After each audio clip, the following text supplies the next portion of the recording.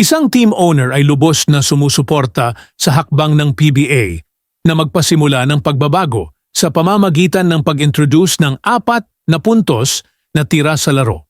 Sinabi ni Blackwater owner Dioseldo C. na nakikita niya ang mas mabilis na PBA game sa pagpapatupad ng 27-foot arc na inaprobahan ng Board of Governors sa kanilang planning session sa Osaka, Japan. Sa tingin ni Sai, maaari ring gamitin ng ibang liga ang pagbabago sa hinaharap kung ito ay magiging matagumpay.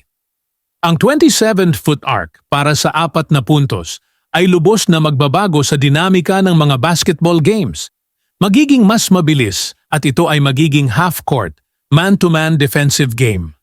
Ang unang team na makakapag-adapt sa bagong pagbabago na ito ay magiging team to beat. Sinabi ng bagong halal na PBA Vice Chairman Alfrancis Chua na ang 4 na puntos na tira ay ipapatupad upang pabilisin ang laro, habang inaasahan din na ang mga teams ay maglalaro ng mas maraming man-to-man defense sa halip na zone. Hindi lang kami nagre-remodel ng bahay, kundi nagtatayo kami ng bahay, sabi ni PBA Chairman Ricky Vargas. Umaasa ang PBA na ang mga inisyatiba para sa Season 49, kabilang ang 4 na puntos na tira, ay makakatulong na makadagdag ng mga fans sa venue matapos ipahayag ng broadcaster ng liga na umabot ito ng halos 1 milyong viewers kada laro sa telebisyon. Hindi ako magugulat kung susundan ito ng FIBA at NBA.